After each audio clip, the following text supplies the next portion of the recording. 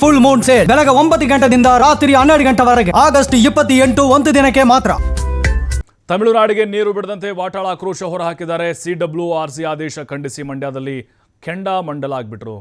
August 27ರಂದು ರಾಜ್ಯದ ಸಂಸದರ ಬಹಿರಂಗ ಹರಾಜು ಪ್ರಕ್ರಿಯೆ ಇದೆ. KRSನಲ್ಲಿ ಹೋರಾಟಗಾರ ವಾಟಾಳ್ ಸ್ಫೋಟಕ ಹೇಳಿಕೆಯನ್ನು ಕೊಟ್ಟಿದ್ದಾರೆ.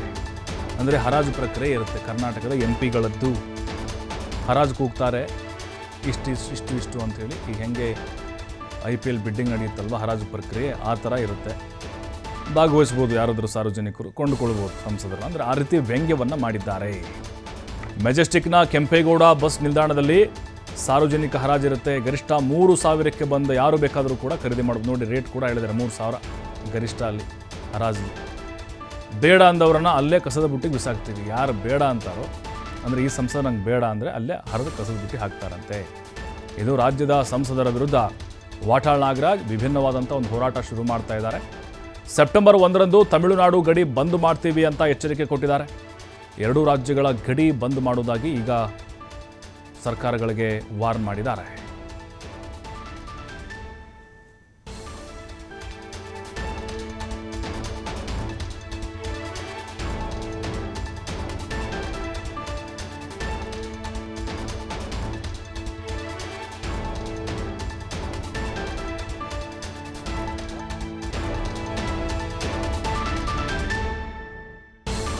ಮೆಜೆಸ್ಟಿಕ್ನಲ್ಲಿ ಸಾರ್ವಜನಿಕರು ಯಾರು ಬೇಕಾದರೂ ಕೂಡ ಅಲ್ಲಿ ಭಾಗಿಯಾಗ್ಬೋದು. ಗರಿಷ್ಠ 3,000 ಮಿತಿ ಅಲ್ಲಿ ಹೇರಿದ್ದಾರೆ. 3,000ವರೆಗೂ ಹರಾಜು ಏರಿಸ್ಬೋದು ಅಂತ. ₹1 ಕೂಡ ಶುರು ಮಾಡ್ಬೋದು ನೀವು. ಇನ್ನು ಸೆಪ್ಟೆಂಬರ್ 1ಕ್ಕೆ ತಮಿಳುನಾಡು ಗಡಿ ಬಂದ್ ಮಾಡ್ತೀವಿ ಅನ್ನುವಂಥ ಎಚ್ಚರಿಕೆಯನ್ನು ಕೂಡ ಕೊಟ್ಟಿದ್ದಾರೆ. ಈಗ ಮಂಡ್ಯದಲ್ಲಿ ಪ್ರತಿಭಟನೆಯಲ್ಲಿ ಕೂಡ ವಾಟಾಳ್ ನಾಗರಾಜ್ ಭಾಗಿಯಾಗಿದ್ದರು. ಈ ಹಿಂದೆ ಅವರು ಕರ್ನಾಟಕ ಬಂದ್ಗೆ ಕರೆ ಕೊಟ್ಟಿದ್ದರು, ಬಟ್ ಅದು ಸಕ್ಸಸ್ ಆಗಲಿಲ್ಲ. ಬಟ್ ಈಗ ಗಡಿ ಬಂದ್ ಮಾಡಿದರೆ ಬಿಸಿ ಮುಟ್ಟಿಸ್ಬೋದು ತಮಿಳುನಾಡಿಗೆ ಅನ್ನುವಂಥ ನಿಟ್ಟಿನಲ್ಲಿ ಈ ನಿರ್ಧಾರಕ್ಕೆ ಬಂದಿದ್ದಾರೆ.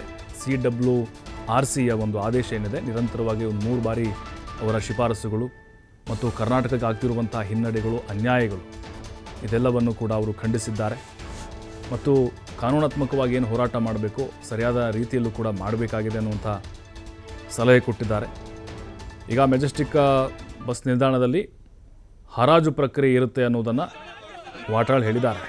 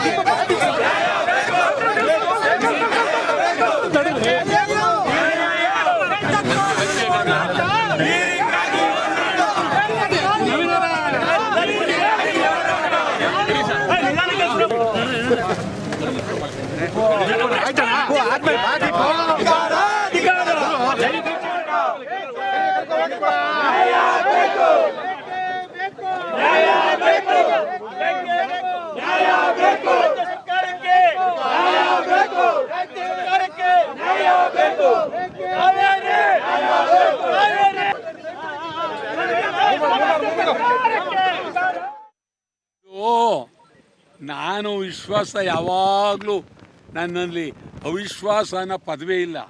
ನಾವು ಯಾವಾಗಲೂ ವಿಶ್ವಾಸವೇ. ಅವರೇ ಎತ್ತೆತ್ತಾಗ ಹೊರಟೋಗ್ತಾರೆ. ನಾವು ಏನು ಮಾಡೋದು? ಎಲ್ಲ ಅವ್ರು ನಮ್ಮ ಸ್ನೇಹಿತರೆ. ಏನಪ್ಪ ಅದೇ ನಾವೇನು ಹೇಳೋಣ, ಯಾಕೋ ನಮ್ಮ ಸ್ನೇಹಿತರೆ, ಭಾಳ ಸ್ನೇಹಿತರು. ಅದು ಯಾಕೆ ಹೋದರು, ಏನಾಯಿತು? ಈಗಲಾದರೂ ನಾವು ಇನ್ನೂ ದಿನಾಂಕ ಇದು ಮಾಡಿಲ್ಲ. ಆ ಕಾಲ ಬರುತ್ತೆ. ಇಡೀ ರಾಜ್ಯ ಮಹದಾಯಿಗಾಗಿ, ಕಾವೇರಿಗಾಗಿ ಭಾರಿ ಯಾರು ಏನೇ ಹೇಳ್ಕೊಳ್ಳಿ, ವಾಟಾಳ್ ನಾಗರಾಜ್ ಅವ್ರಿಗೆ ಬೇರೆ ಕೆಲಸ ಇಲ್ಲ ಅನ್ನೋರು ಉಂಟು. ವಾಟಾಳ್ ನಾಗರಾಜ್ ಅವ್ರಿಗೆ ಏನು ಯಾವಾಗಲೂ ಬಂದು ಕರೀತಾರೆ ಅನ್ನೋರು ಉಂಟು. ವಾಟಾಳ್ ನಾಗರಾಜ್ ಅವರು ಬಂದು ಕರೆದ್ರೆ ಅವ್ರಿಗೆ ಲೂಟಿ ಮಾಡ್ತಾರೆ ಅನ್ನೋರು ಉಂಟು. ಯಾರು ಏನಾದರೂ ಹೇಳ್ಕೊಳ್ಳಿ, ನಾವಂತೂ ಕನ್ನಡಕ್ಕಾಗಿ, ರಾಜ್ಯಕ್ಕಾಗಿ ನಮ್ಮ ಪ್ರಾಣನೇ ಕೊಡ್ತೀವಿ, ಹೋರಾಟ ಮಾಡ್ತೀವಿ. ಏನು ಹೇಳಿ, ಅದೊಂದು ಭಾಳ ಪ್ರಾಮುಖ್ಯ. ಈಗ ನಾನು ನಮ್ಮ ಸಿನಿಮಾ ನಟರುಗಳು